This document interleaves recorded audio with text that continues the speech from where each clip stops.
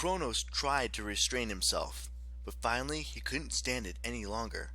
He invited Rhea to a romantic dinner and poured out his feelings. He proposed to her on the spot. Now, I don't know if Rhea loved the guy or not. If she didn't, I imagine she was too afraid to say so. This was Kronos the Crooked One after all, the dude who had killed their dad, the king of the freaking universe. It didn't help that the whole time they ate dinner, his scythe was resting on a hook on the wall right behind him, its blade gleaming in the candlelight like it was still covered in golden ichor. Rhea agreed to marry him. Maybe she thought she could make him into a better guy. Maybe Kronos believed that too. They had a nice honeymoon, and a few weeks later, when Kronos heard that, surprise, surprise, Rhea was expecting their first child, he tried to convince himself that everything was fine. He was happy. He would never be a bad father like Uranus. It didn't matter if the baby was a boy titan or a girl titan. Kronos would love him or her and forget all about that old curse. Then the kid was born, a beautiful baby girl. Rhea had been secretly worried that her child might turn out to be a Cyclops or a 100-handed one.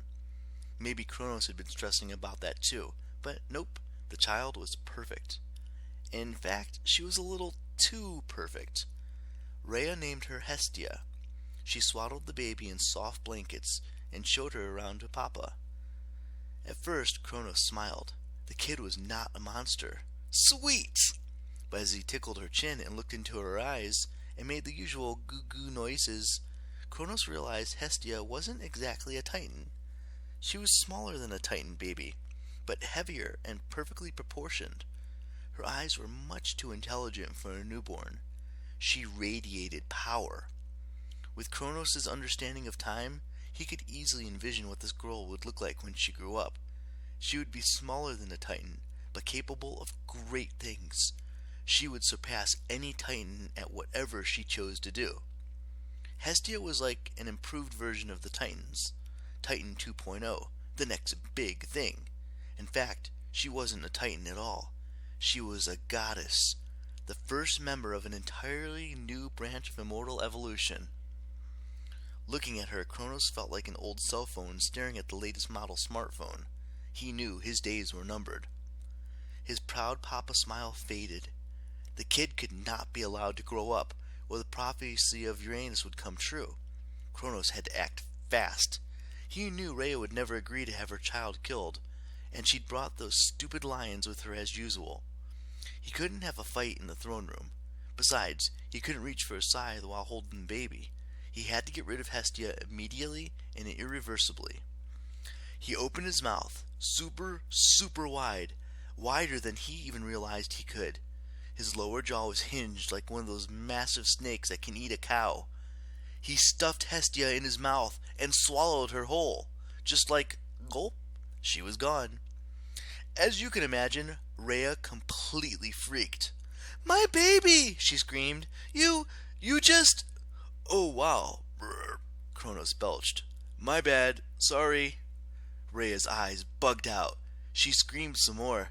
She would have launched herself at Kronos and pummeled him with her fists, or ordered her lions to attack, but she was afraid of hurting the baby that was now stuck inside him. "Cough her up," Rhea demanded. "Can't," Kronos said. "I have this super strong stomach. Once something goes down, it doesn't come back up." "How could you swallow her?" she shouted. "That was our child." "Yeah, about that." Kronos tried to look apologetic. "Listen, babe, it wasn't going to work out with that kid." "Work out?" "There was this curse." Kronos told her what Uranus had prophesized. "I mean, come on, sweet cakes. The baby wasn't even a proper titan. She was trouble. I could tell. The next kid will be better, I'm sure of it." That sounded perfectly reasonable to Kronos, but for some reason Rhea was not satisfied. She stormed off in a rage. You'd think Rhea would never forgive him. I mean, your husband eats your firstborn child like a slider hamburger. Your typical mother is not going to forget that. But Rhea's situation was complicated. First, Kronos had swallowed the baby Hestia whole.